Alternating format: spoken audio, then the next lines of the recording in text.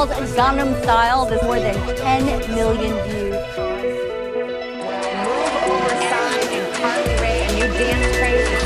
Alright, the TUSA ALS Bucket Challenge. We challenge Obama, Adam Silver, and since we're Chicago, go.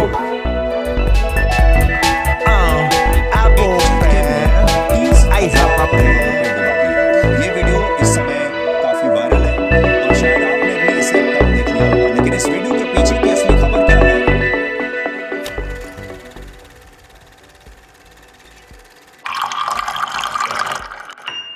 Viral.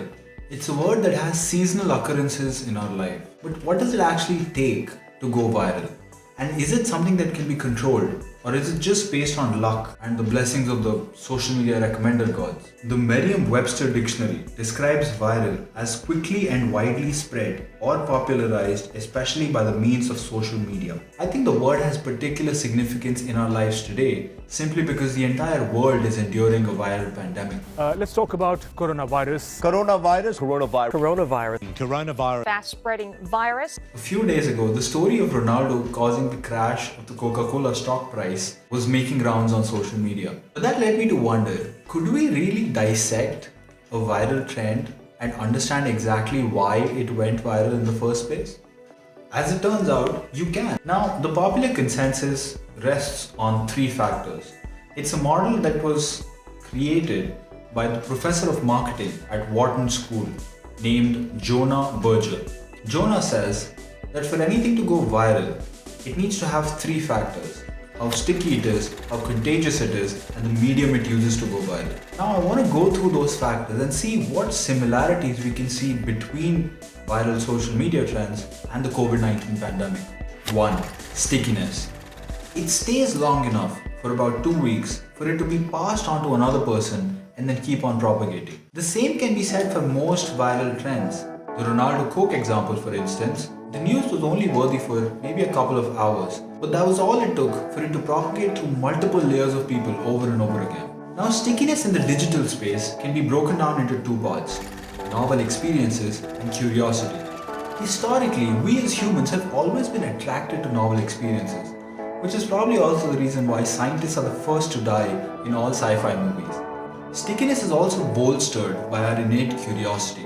Curiosity to explore something new, curiosity to push the limits, curiosity to take risks and see what happens. It's probably also the reason why we had an agricultural, industrial, and now the technological revolution. It's almost in our DNA to be curious about finding new ways to not just survive, thrive, and perpetually expand our species. If a piece of content can satiate our need for new experiences and quench our thirst for curiosity, it's well on its way to go viral.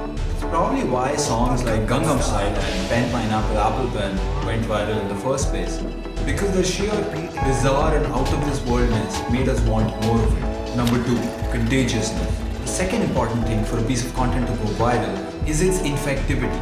Much like the novel coronavirus, which is highly contagious and does not discriminate, for content to go viral, it must be universal. It should resonate with as many people as humanly possible. The higher its relatability, the easier people would find it to share it with other people that they know. Back when the Harlem Shake came out, it was so bizarre and unrelatable to everyone that very quality led to its virality. Jonah breaks down contagiousness into 6 individual elements: social currency, triggers, emotions, practicality, relatability, and the story. But to me, only 3 of them clearly stand out: social currency, emotion, and the story. Every meme or article or piece of content that I have ever shared myself has checked at least one of those boxes. Back in the days when the ALS Ice Bucket Challenge was all the rage, and I was seriously contemplating doing it myself even though I had never been nominated, I was doing it because of social currency. When Kobe passed away, I shared a post out of emotion, and I started trading back in early 2020 because I was sucked into the story of it. Apart from these, I think there's one other factor that causes things to go viral. That's memeability. How easy it is to create something into a meme. There's no doubt that memes have become one of the most powerful ways of communication for millennials and Gen Z. It's kind of like art. It's open to interpretation, which is why it speaks to the masses. I don't know what the reason for others is, but I personally feel like in a world with so much negativity and overwhelming information, it just makes it a tad bit easier to rely on humor and memes as a way to break through the barrier and talk about serious issues. The last and potentially the most important reason for anything to go viral is the medium. COVID went viral because it had access to the current network of globalization in the forms of air, rail, and road transportation. Having originated in one of the most populated countries in the world, it had a steady stream of people to piggyback on through that network, through airports, shipping ports, and roads, and spread across the world. In the digital space, the equivalent of those nodes of transportation are people. Not anyone though. It's people who, in Malcolm Gladwell's words, are connectors. In his book, The Tipping Point, Malcolm talks about moments when ideas, trends, and social behaviors cross a threshold and spread like wildfire. Connectors spread ideas to their networks. Research says that 15% more people are likely to enjoy and pay attention to something that was shared by someone that they know.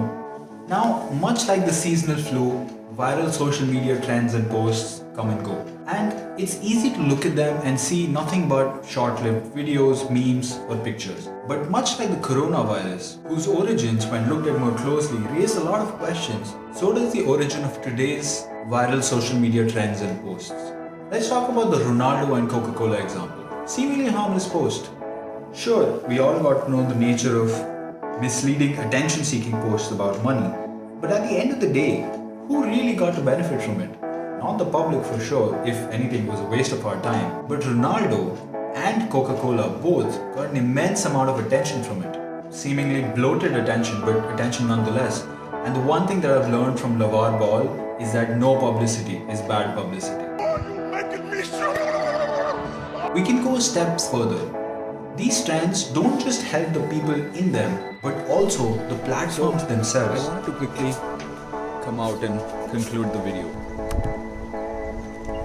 So, Jonah's 3 tenets of things going viral and marketing make a lot of sense. You could even say that they're pretty intuitive.